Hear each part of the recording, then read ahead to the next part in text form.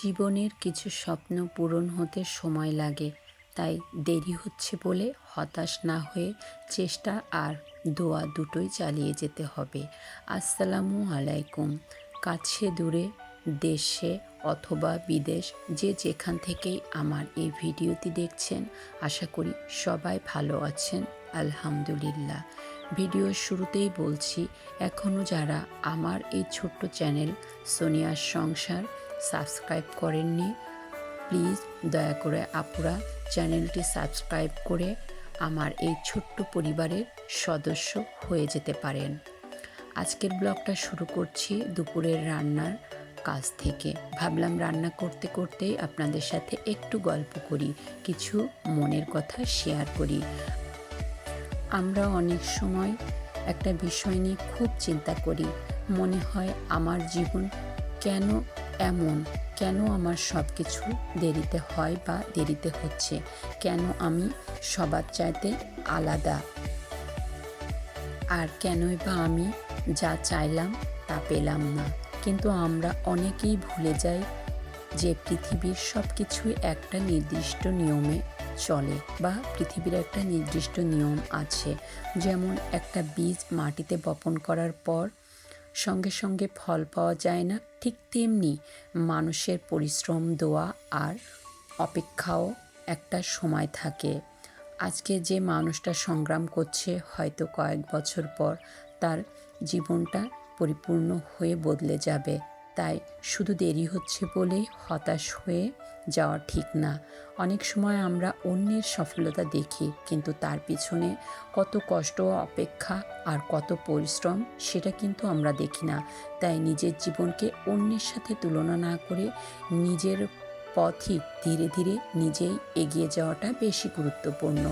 আর একটা বিষয় হলো, আমরা যা চাই সেটাই যে আমাদের জন্য সবচেয়ে ভালো হবে এমন তো নয়। অনেক সময় আল্লাহ আমাদের জন্য আরও ভালো কিছু রেখে দিয়েছেন, এটা আমরা বুঝতে পারি না। যখন ভালো কিছু হয় তখন আলহামদুলিল্লাহ বলি, বা বলি যে আল্লাহ যা কিছু করেছেন ভালোর জন্যই করেছেন। কিন্তু আগে থেকে আমরা একবারও বলি না যে যা হয়েছে ভালোই হয়েছে, হয়তো ভালো কিছু আল্লাহ তাআলা আমাদের জন্য লিখে রেখেছেন। তাই কোনো কিছু দেরিতে হলে বা না হলে তার মাঝেও নিশ্চয়ই কোনো না কোনো কল্যাণ আছে, এটা আমাদের মেনে নিতেই হবে।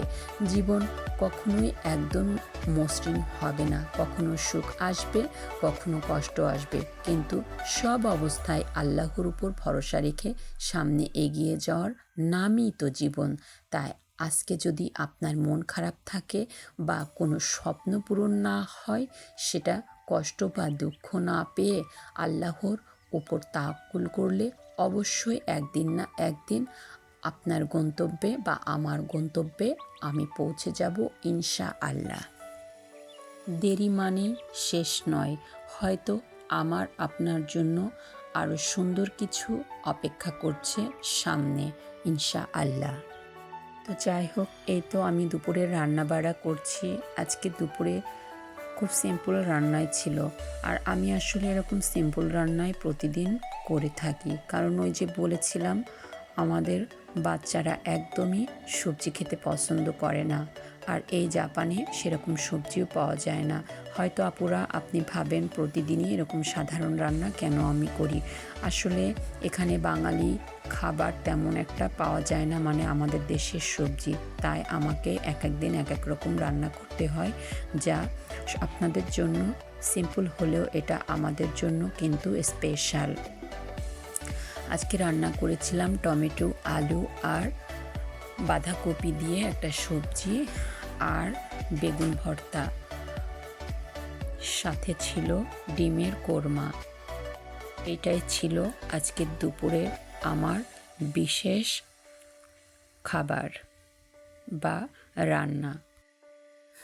প্রিয় আপুরা আমার, এতক্ষণ সময় নিয়ে যারা আমার ভিডিওটা দেখছেন তাদের সবাইকে জানাচ্ছি অসংখ্য ধন্যবাদ। অবশ্যই আমার ভিডিওর কোনো অংশ যদি আপনাদের ভালো লেগে থাকে তাহলে আমাকে একটা কমেন্ট করবেন, কারণ আপনাদের এই কমেন্ট আমাকে নতুন নতুন ভিডিও বানানোর অনুপ্রেরণা দেয়। একদম সত্যি কথা। আর ভালো কিছু করার সাহসও যোগায়।